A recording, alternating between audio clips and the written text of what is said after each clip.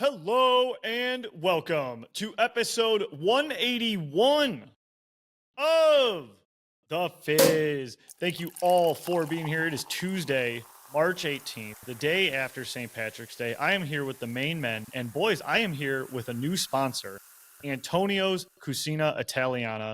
Locations all over the place, and I got to tell you, this is my favorite Italian restaurant in the state of Michigan. Family owned. They're growing like crazy, and everything you get there is delicious. So they got locations out in Canton. They are out in Dearborn Heights, Farmington, and then they also have one. Oh, they have another one in Dearborn. Then they also have one more in Plymouth.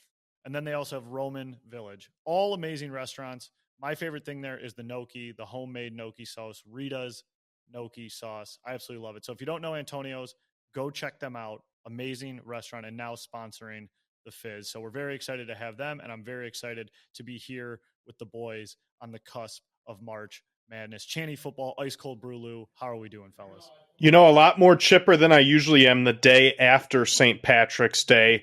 I'm ready to roll. We're on March Madness Eve, not the day after St. Patrick's Day. Let's get it going. Amen, baby. Best tournament of the year, best sports event of the year. I'm fucking jacked up for this one. Not hungover, not the old MSU alumni Lou banged up. He's ready to go. He's chipper. He's spry. Let's win some money, boys. Yeah, it's a nice change of pace, huh? Normally, our upbringings, our MSU roots, our St. Patty's Day, our Green Days, normally we're debilitated on these days. Did you guys do any celebrating over the weekend? I was going to say, I got to ask, did we have any green I had beers? Zero boys? green beers. My father-in-law's birthday falls on St. Patty's Day. That took a complete 180 to my St. Patty's Day this year. Usually I was like banged up off, 8, 10, 12, 16 beers going over there, blowing out the candles, spitting all over the cake. This year, that's what happens when you get banged up. That's what happens Stealing when you Benny's get banged cigarettes. up. So didn't do that this year. Just full on family mode. Did nothing for St. Patrick's Day this year. First time I can say that since high school. Yeah, I'm jumping in there too. I didn't really do anything. The only thing I would say is like Friday, went and got dinner and drinks, and drank specifically Guinness in honor of the holiday. But I may have done that anyways because I do love Guinness. But we drank Guinness. But I didn't do anything Saturday, Sunday, definitely not Monday. So I mean, just kind of blew by this year. Times are changing. Well, no worries, boys. I got you. I held it down for both of you. It definitely wasn't a full day marathon. I was busy till about 6:30. Met up a couple friends in Romeo, a little outside the box over at Younger's. Got about 6-7 beers down. Made sure they were green. I was able to go to sleep and wake up in the morning without any issues, though. So a little bit different on that front. We actually celebrated my dad's birthday as well yesterday, Chandler. So we did Luciano's on Sunday and had a nice dinner, and then Monday, had a full day, and then went and got a couple green beers. It just didn't feel right not having a green beer yesterday. You did the right thing. Celebrating in Romeo, historic Irish roots there. Everyone knows that. Very Irish part of Michigan. They say St. Patrick actually landed there when he came to Michigan, so makes sense. Oh, they say that. Got it. That's nice. Yep. Fun fact. I don't know. We talked about Lent a few shows ago, so maybe we're turning into a religious podcast. But Catholic schoolboy growing up, I'm confirmation name Patrick. Wow. Yeah. Went absolute chalk. People were like digging for saints, looking for their stories. I was like, just give me Patrick. Let's just go with the straight chalk. Did you guys actually know that St. Patrick was Italian? I think that is one of those fun facts. Is that real? Or yeah, that like, is real. He was taken from his home as a teenager by Irish raiders and was raised in Ireland. This is like such an Italian thing to say, like hijacking the only Irish holiday. He was taken and raided. I don't believe it. What, they change his name to? I've never met an Italian guy named Patrick.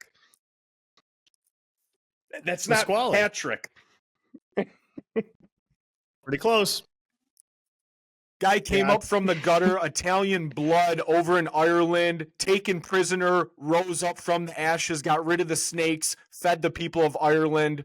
Shout out to my Dagos out there. Good work. Yeah, he definitely scared off the snakes. That's my favorite part. He banished the snakes.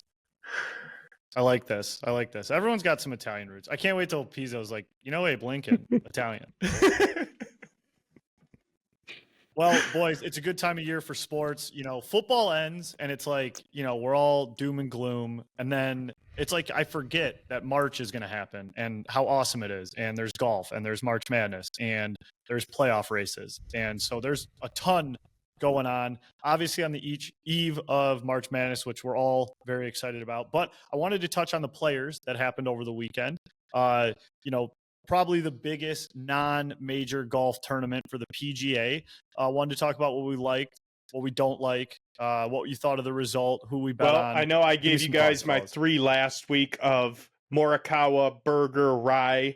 None of them won, although all 3 top 20 this week. So if you did toss a little sprinkle on the top 20, you probably made a little money, but I feel like this is the start of golf season now. We're under a month out from the Masters. You've played the Players, which is like the precursor to the majors starting. And it's good seeing someone other than, I felt like the last couple years it was Scotty and then insert golfer who got hot. So Xander was last year. Brooks got hot that one year where he won 2 majors, but it was like Scotty takes the whole year and you pepper in another golfer of the year. It's good to see Rory get a couple early wins this year and have someone to seem to be competing with Scotty. And, not to get too far off topic, but on the Live Tour, Joaquin Niemann has 4 victories in the last year. He should be an eye to watch on in the Masters. Long and short, good for the game of golf to see multiple of their top golfers getting W's going into major season. Yeah, definitely. Did you see what Mickelson said about Scotty Chandler on X too? Called him out, said he's not going to win a tournament, I believe, before the Masters. He said he would not win one, and he wouldn't win a major this year. Well, and he said that Niemann was the best golfer in the world right now. PGA action, or I think it was an interview going on, and he brought it up. But there is a tweet out there, or an X, or whatever the fuck you call it, on X. He must have bet on Rory. That. Yeah, and then how about Rory taking that guy's phone in the practice round? Like, some just rubs me the wrong way with Rory. Like, he's a great golfer, but I think he's such a little bitch. I couldn't agree more. Oh my God. I can't stand Rory ever. And it's weird because it's ever since the Live PGA thing started. And originally I was like on his side as like the champion of PGA, but I agree, man. Something about him just absolutely rubs me the wrong way. I don't know if his body language, he's always complaining and just like, he took the guy's phone in a practice round because he was chirping you about a putt. Yeah. I don't know. I don't like it. I don't know what ended up happening there. I mean, if you're going to heckle golfers, that's pretty lame too, but to go up and take the phone was also lame. Yeah. And I just feel like a lot of his quotes and his complaints are very just like standoffish and whatever. But I mean, hey, he ended up winning this weekend. I'm not going to lie. He won me money. I took him at like plus 250 to win when I kind of saw the top of the leaderboard and how hot he was. I didn't think any of these quote unquote no names were going to be able to hang with it. And lo and behold, Spawn wasn't scaring you at all. No, I mean, when that thing went to the playoff the next day, I just, you're taking Rory McIlroy. Like there's no way you can take Spawn in that situation. And it like absolutely, it absolutely showed. Like, yeah, he melted down. That moment was way too big for him. What did he shoot? Like a +5? Really bad. It was bad. Yeah. So the golfers I was on, Lou, we're in our little draft league there. So I was pretty excited. I had Min Woo Lee, who like honestly is like a created player in my opinion. Obviously the guy looks Asian and then you find out he's from Australia and he sounds Australian. It's just an absolute mind fuck, but he's awesome. He has a great mustache, maybe the best mustache in pro golf. He was leaderboarding top of it for like 2 days and then he just melted down, fell apart. So that's who I was pulling for. Didn't work out. And then my guy took him number 1 overall, took him over Scotty. I took Oberg, and he didn't even make the cut. So tough go for me on the guys I had picked, but Rory ended up winning me some cash towards the end. All right. I don't like him that much. Cash is green. Yeah, absolutely. So, boys, I wanted to ask you, the most exciting part of TPC Sawgrass is the 17th hole, about, 140, 150 yards out. Not sure how big or small the green is. But wanted to ask you guys, saw this going around Twitter. You get one swing to land it on the green on that hole. You get $2.5 million if you do it. If you miss, you owe $50K. No. You taking the swing? No chance. I've played at my mother's husband used to be a member at Trump National in Jupiter down in Florida, or have access to play it, and they had an island green. Dunked that bitch twice when I played that hole. No chance I'm putting $50K on the line for a reward of $2.5 million. Not to mention, is it a hard shot? But going into that, knowing I had $50K on the line, there is no way that I would be striping the ball off the iron with any bit of confidence on that tee box. Count me out. Man, of course I'm doing that, dude. Hypothetical? Fucking goddamn right I'm taking the shot. That's a tough distance for me. What is that at? About 145, 150? Yeah. That's in between clubs for me. So even more reason that I shouldn't do it. But of course I'm taking a rip at it. Do we have any idea about how big the green is? That's what I was kind of like. I was doing some quick searching on it, but I don't know. And honestly, I wouldn't even know how to compare that to a normal green. Here we go. It says it's 78 feet deep and so 81 feet give wide. or take 22 by 25 yards. No, that's tight. Yeah, no fucking shot. I can't take that rip. There's no, dude. That's no. I mean, just think about that. Do you hit greens in regulation on regular holes? I don't. You don't. Always. Or don't. I have. That's though. true. It just takes one. For $50K. Yeah. What would have to be the number? Yes, like I will divide by 10 and do a 5K? $5K for 250,000 reward. I think that's where it gets a little more intriguing. I think the one going around the internet, the $50K is too big of a ticket, but the 5 for 250, you got to take that swing. No doubt. And you can't tell me I'm doing it before I do it, because when the pressure's on. Speaking of pressure, man, these golfers truly blow my mind in these situations. I'm putting for double bogey to win a hole in league, and I'm blinded by nerves. These guys spawn putting that last putt on 18 for the players that fell an inch and a half short. I don't even know how he put that in the realm of the hole with the amount of pressure he had. 20-foot putt to win the players over Rory. I would have that putt for me is going 4 inches in front of where I hit it, or 20 yards past that hole.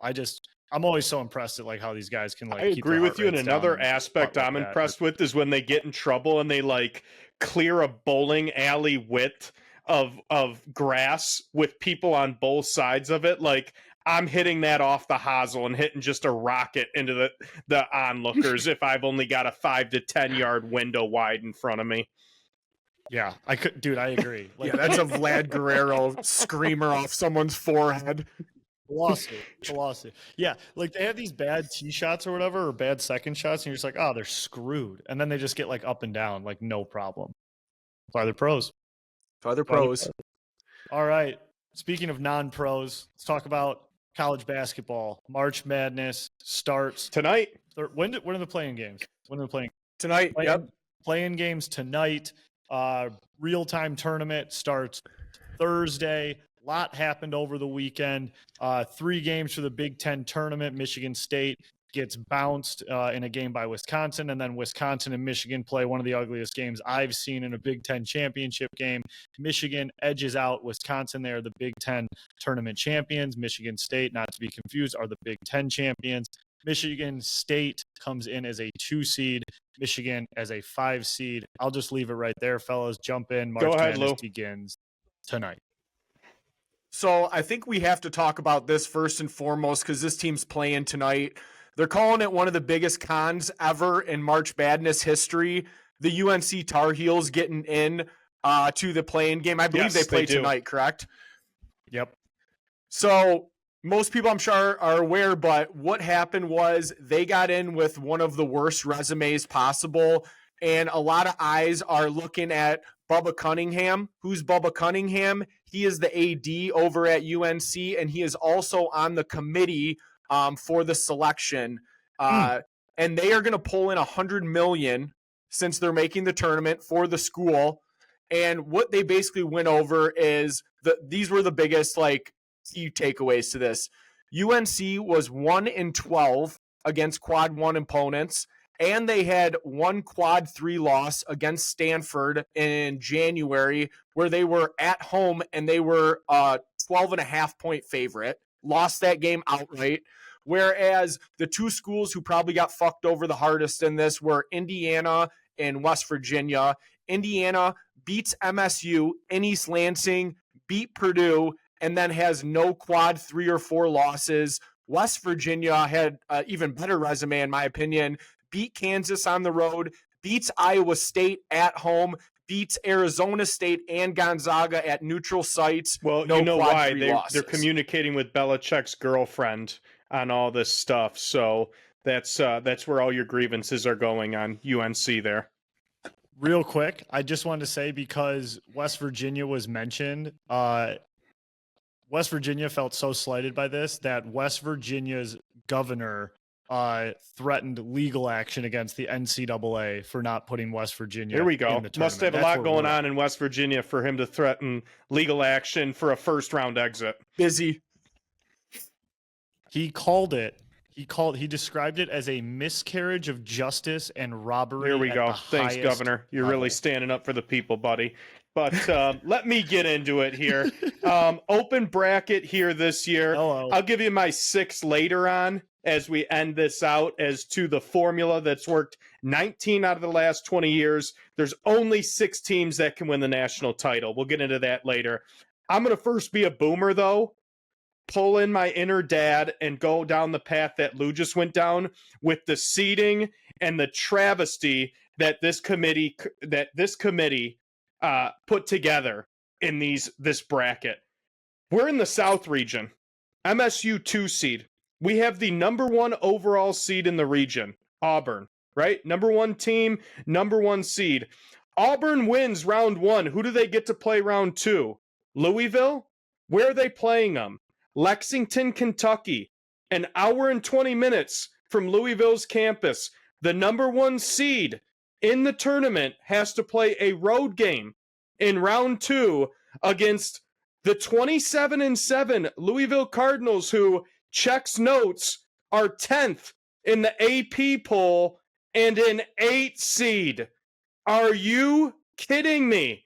10th in the AP poll, 8 seed, playing a home game in round 2 against the tournament's number 1 overall seed. You want to check some more notes? The second highest ranked 8th seed in the tournament is Gonzaga. They come in at 24th in the rankings. So between 10 and 24, they couldn't find another 8 seed. So they stuck Louisville there. That is insane. And I will, for one time, stick up for the Michigan Wolverines. Them being a 5 seed is absolutely insane. Top 5 in quad 1 wins this year. They won the Big Ten tourney, and they're a 5 seed in the same bracket against the number 1 overall seed. And then, yeah, and I'll jump in on Michigan here and hey, we don't love defending Michigan, but you got to call it what it is. Michigan wins the Big Ten tournament, wins 3 games in a row. They finish strong. Not only do they get, from what I read, one of the highest rated 12 seeds of all time, they get to go out to Denver the first day of the tournament and go play that team in high altitude as a 5 seed when you have Purdue and Oregon, teams that are noticeably worse than Michigan, as the same seed as them. It's actually at 10 o'clock at night. at 10 o'clock. That was the one thing I forgot. At Yes. 10 o'clock at night in the altitude out in Denver. And after they just played 3 Big Ten games, they couldn't even give them the Friday game for another day off. If you are a Michigan fan, yeah. I mean, if I was a Michigan fan, I'd be screaming. I'd be furious. You got Purdue's a 4, Maryland's a 3, Wisconsin's and then a 3. Wisconsin's a 3, and Maryland's yeah. a 4. Oregon's a Yeah, 5. It doesn't make sense, but to have crazy. your number 1 overall seed in Auburn play a 16 seed game on road against the 10th ranked team in the nation round 2, then you get Michigan, maybe the one of the most underranked teams in the tourney, or if you don't see them, you see Texas A&M, who has already beaten Auburn this year. And then, well, if you get through that gauntlet in the Elite Eight, you have probably the best 2 seed in Michigan State, and then you'll finally make the Final Four. It makes absolutely no sense. And when I look at then the West Regional that Florida gets, they get the defending champs UConn in the second round. And other than that, I mean, you might as well just fucking sleepwalk into the Final Four because you got St. John's or Texas Tech, those powerhouses stopping you from getting to the Final Four. It's such a joke, and it's such a joke what these regions look like. And it just so happens that not only Michigan State, but Michigan also gets planted in the toughest region. No doubt. And on top of that, one more thing, they probably got matched up against possibly the best 12 seed in the tournament in UC San Diego. They went 30-4 this year. They've won 15 straight. First time being in the tournament. They're going to be jacked up to play. They were 12-2 on the road, so this team doesn't need to be at home. And they got one of the better players in Tate Jones, 6'6", who can play the 2, 3, and 4. I mean, they got well, it's a matchup problem, and I don't want to get too deep into the weeds, but UC San Diego, good at creating turnovers. Michigan, bad at having turnovers.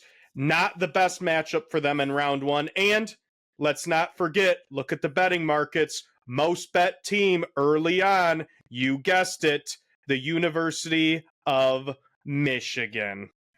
That line is so weird. It's 2.5. Disgusting. Not a good look. It's disgusting.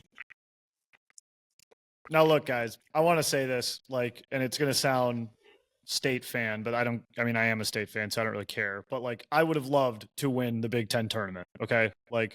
Granted, we were in a great position where it probably didn't matter at all. Maybe we would have had a shot at a 1 seed if we win the Big Ten tournament. But watching Michigan go and play those 3 games in a row with the Big Ten, and then ending with Wisconsin and Michigan, I felt like everyone was so gassed and so dead after playing 3 days in a row in the Big Ten. And then to have to turn around and have to play this game on Thursday again, they got to be gassed. They got to be tired. I mean, who Tanjay on Wisconsin? Yeah. Drops 32. And then he's just out of gas in the championship. I think he had 7 points. For all free throw line. Yeah. I think he had 1 basket from the field, I think. That's typical. That's typical college ball. It's crazy. And then Chandler, beautiful rant about the tournament and everything. One thing I wanted to add to it, there is no secret anymore. It's not even a joke. The Big Ten tournament winner, the tournament doesn't matter. It doesn't matter at all. They do that selection 20 minutes after they crown that champion, and it did nothing for Michigan's resume, literally whatsoever. Look where they ended up. I'm just saying it did absolutely 0. So I say I wanted to win that Big Ten tournament as a Michigan State fan. We weren't getting a number 1 seed. We were a 2 seed, signed, sealed, delivered before that first game tipped off. Another joke before we get into some of our picks or whatnot. SEC now has the record for teams to make the tournament. 14 teams entered the NCAA tournament this year from the SEC. So basically, if you rolled the ball out as an SEC team this year, you got in because it was so damn hard. The second most from a conference is the Big Ten at 8. 8 teams. The SEC got 14 teams in. That is unbelievable. And I mean, what your whole criteria is, well, they beat up on each other and they're all so good. Are they? Or are they also mediocre that no one can really break away and become one of those teams that, are one of the better teams in the nation? I just don't understand it. how you put 14 teams in a tournament. There's got to be bad teams. Does the regular season even matter at this point? I guess that's my point. Does the regular season even matter if you go 6-12 in conference and still get to make the tournament?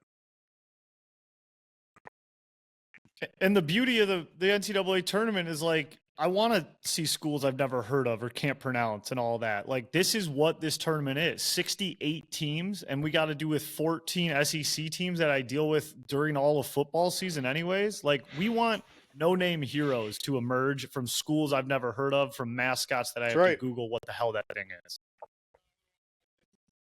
No, I want to watch Mississippi State. Yeah, exactly. All right, boys. So let's do quick any like upsets or specific games you're looking at that you got a hot take on, and then we will do our final four quickly before jumping into a little. Yeah, I mean, a couple games that you highlighted. Obviously, UC San Diego, not being a hater, but all the money on Michigan. That one, I don't know. That smells like something's coming there. The biggest underdog that has money on it right now is Akron. Akron against Arizona. I saw a ton of money's coming in on Akron. I just, again, I'm going to fade the public and take Arizona on that one.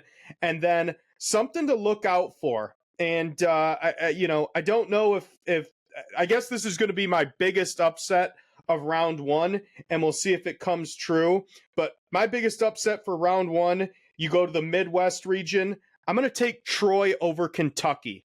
I don't think Kentucky's that good. That's a 14-3 upset that I'm going to call, and I believe that will be your biggest upset in round one. No 2 seeds, no 1 seeds losing, but we'll have a 3 seed in Kentucky who gets knocked off.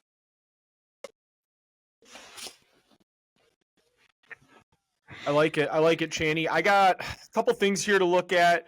I did see some Akron games. The Zips are dangerous. I'm not taking them, but the Zips are dangerous. Keep an eye out for Nate Johnson, floor general, point guard, top 50 player this year. Keep an eye out for Nate. You did not know Channy. Nate Johnson before 9 a.m. this morning. You didn't know his name. You gotta know. You gotta know. That's part of what this tournament is. That's it's right. Not knowing shit, and I haven't even gone yet. So if you think he doesn't know shit, wait till I go. I do have a team that I love that I'm going to keep an eye on here, a 6 seed that I think can make a nice run in BYU. This team's dangerous. They beat Iowa State twice, smoked Kansas, and they finished 3rd in the Big 12, only behind Texas Tech and Houston. They did get run over by Houston, but they got some shooters, boys. They got some corner store poppers. Keep an eye on BYU. A dog that I like upset, High Point. Give me High Point. Give me Young Buck doing the McGregor plus 7.5 over Purdue on Thursday. Purdue fucking sucks. After watching them in that Michigan game, I never seen a worse shooting team. They couldn't get open to save their life, and they couldn't make a layup to save their life. I think High Point's going to be one of those Cinderella teams. Maybe they lose, but they are going to cover the 7.5. The second game that I love, also a Thursday, Arkansas, another dog, plus 4.5 over Kansas. That's a shit program. That's a shit number 5 out there on the court for him. That game's at 7 on Thursday. You got a Dickinson jersey? Fuck no. All right, boys. Well, I'll tell you what I'm doing for this first round. I'm doing it. Besides one exception, Michigan you'll know State. exactly who it is. I'm going to try something. We're taking every single dog line in the first round. I'm not taking a single favorite. We're betting every game, and I'm betting every single dog, and we're going to see how it shakes out. Oh, I like that. Obviously, the only dog we're not taking is the actual Bulldogs, the Bryant Bulldogs. We're taking the Spartan Dogs, so I think it still falls within my rules. So I'm taking all dogs. Pizzo stole my thunder, which is fine. He likes High Point. I can pivot. You know what? I don't know what I'm talking about anyway, so forget High Point. We're going to pivot across the bracket, and we're going to do another 4 and 13, a Big Ten versus God knows I don't know where they're from. We're going to take Grand Canyon over Maryland. That'll be my big upset, and that's based on absolutely nothing besides that Pizzo took my pick, and I want to spice it up. But we're going dog day delight this whole weekend for the first round at least. That's what I got. Channy, talk to me Actually, I'll do this. We'll snake it. Channing knows the most. My Final Four carries the least weight. So we'll do that. So out of the East region, I'm going Duke, straight chalk. We're going Duke out of the East region. Midwest, we are taking Tennessee, the 2 seed. They're going to make the Final Four. In the West, as much as everyone is on Florida and they seem to be one of the hottest teams in the NCAA, we're mixing it up. We're going St. John's due to coaching. St. John's in the Final Four. And then, of course, you guys know who I'm taking out of the South, the MSU Spartans. No way I can pick against our boys the way they're playing and the way this team is built by Izzo for March. That's my final. Go ahead, Lou. I like it. Am I next? Yep. All right. So I'll start in the South, the fucking chalk walk. Give me the Spartunes. Number 1 in the West. I'm with you, Frank. Florida's been hot. They're due for a bad game. I think they get upset somewhere in there. I'm running with the Johnnies as well. In the East, this is my biggest one. I was just sucking them off 10 minutes ago. Fuck it. BYU, fuck Duke. Let's go Cougars. Wow. And in the Midwest, I'm going Houston. We got a Cougar battle coming out of the right side of the bracket, boys.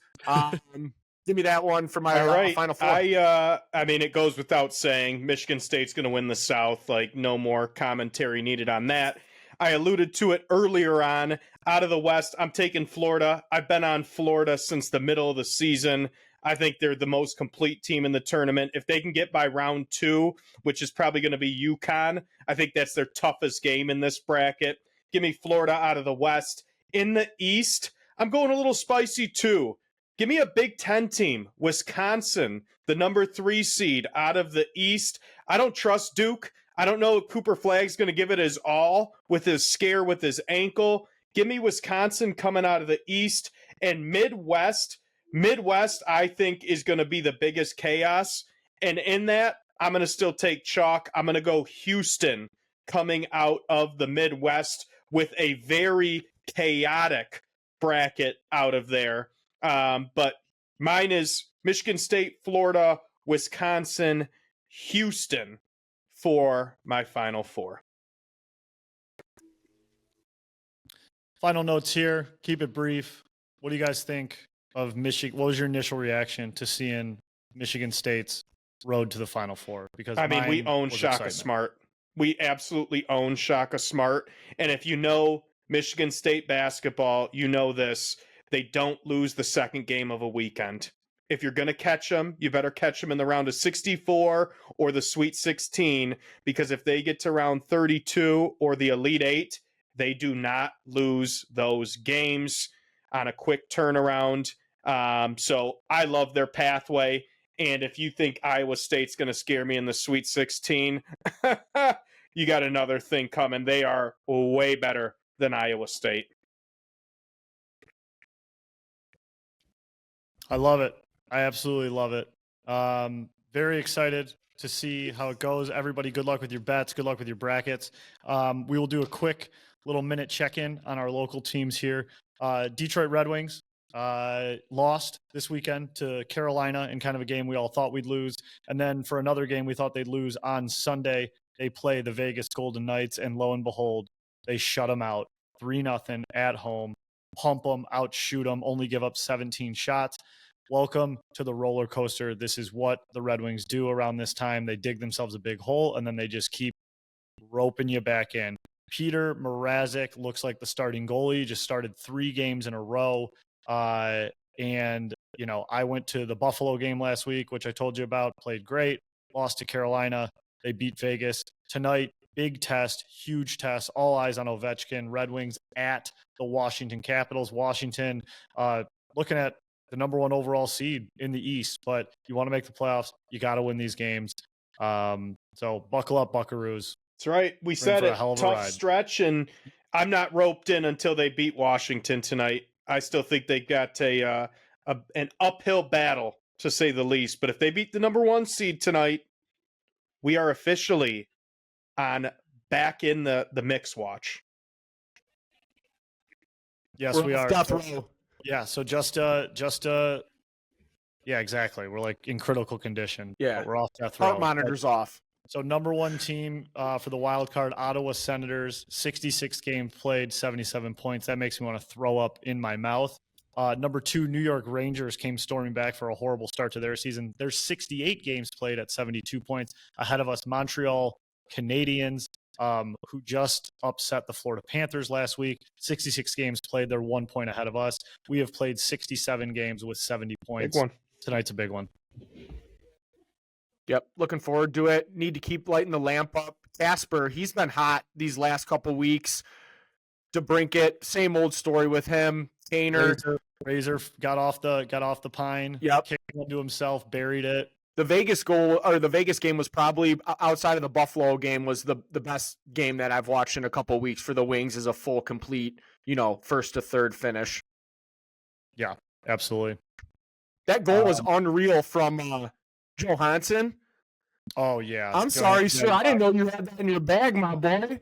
Second goal of his NHL career. Did not see that coming. Goalie fell to his knees. Just absolute tuck. Yeah, that was nasty. A little toe drag right around him. How you doing?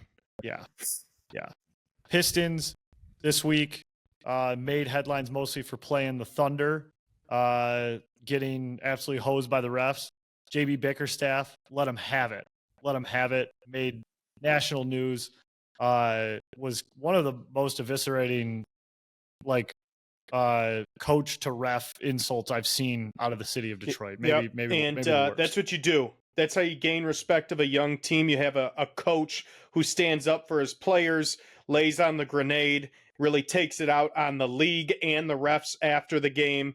After losing a very hard-fought game. I mean, they didn't have Cade for the whole fourth, and they still almost won that game. You come back yesterday, absolutely pound the Pelicans into the ground for the largest win in franchise history, or maybe second largest win in franchise history. Nonetheless, great way to respond. And again, we're on the fast track to the playoffs. It's not if, it's where we're going to land in the playoffs here with only about 15 games left in the season. I'd hate to see us. I'd hate want to see us either. Detroit Pistons come April. No. All right, boys. Good recap. So excited for March Madness. We're here. Hard to believe. Let's go for a deep run. Go white. Go green. There we go. Let's go. Let's go. So everyone, good luck on your bets this week. And we are only doing one show this week. Meant to mention that up top. We only got one show this week because, Thursday we're normally recording in the afternoon, but we're not missing basketball for a recording this week. So only one this week. So we will see you next week for episode 182. Good luck. Go green, everybody. Have a great week. Go white. Let's get it.